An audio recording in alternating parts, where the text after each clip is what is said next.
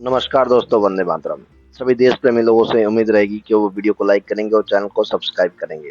तो दोस्तों आज बात करेंगे यूनिफाइड पेंशन स्कीम की।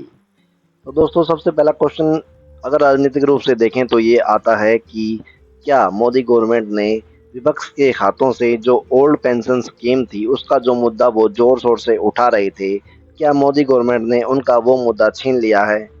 अगर मोटे रूप से देखा जाए तो ये बिल्कुल सही बात है। मोदी गवर्नमेंट ने उनके हाथ से वो मुद्दा अब पूरी तरह से छीन लिया है। लेकिन क्या विपक्ष चुपचाप बैठ जाएगा? क्या राहुल गांधी इस मुद्दे को उठाना अब छोड़ देंगे? क्या ऐसा होगा? अगर आप हिस्ट्री में थोड़ा देखें, 10 4 5 साल की मैं बात कर रहा हूँ, तो आज से 4 5 साल पहले जातिगत आरक्षण के नाम पर देश में आग लगाने की कोशिश की जा रही थी। आग लगाने की मतलब बार बार ऐसे आंदोलन हो रहे थे और है ना, बार बार कभी किसी कास्ट का, कभी किसी कास्ट का, कभी जाट, कभी पटेल, कभी कोई ऐसे आंदोलन हो रहे थे। लेकिन जैसे ही सरकार ने ईडब्ल्यूएस यानी इकोनॉमिक आधार पर, आर्थिक आधार पर जो 10% आरक्षण सवर्णों को दिया, उसके तुरंत बाद से ही वो मुद्दा गौण हो गया। वो मुद्दा बिल्कुल प्रोस्पेक्टिव से गायब हो गया। तो इस गवर्नमेंट ने पहले भी ऐसे करके जो मुद्दे थे उनको सोल्यूशन कर दिया है अपने हिसाब से।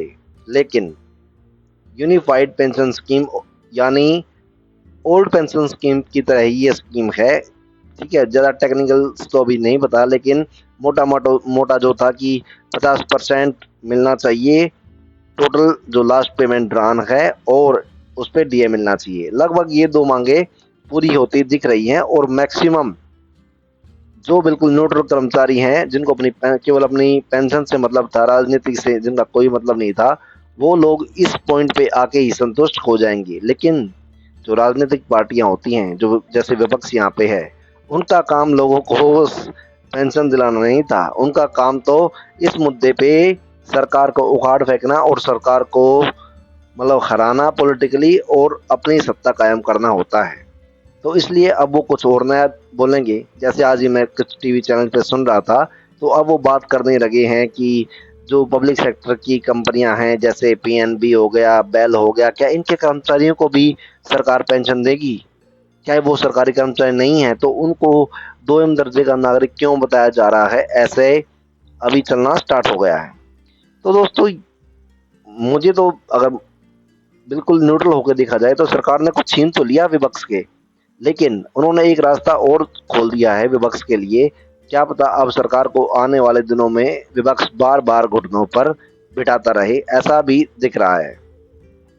लेकिन देखते हैं कि नरेंद्र मोदी कैसे इन सब चीज़ों की काट निकालते हैं। वैसे पिछले 3 महीने में नरेंद्र मोदी ने अब ताकत का इस्तेमाल करना शायद छोड़ दिया, ताकत दिखानी छोड़ दी है। वो बिल्कुल दिमाग से पॉलिटिकली करेक्ट होकर ही फैसले ले रहे हैं, और उनका जो भी फैसला होता है वो नबातुल्ला होता है।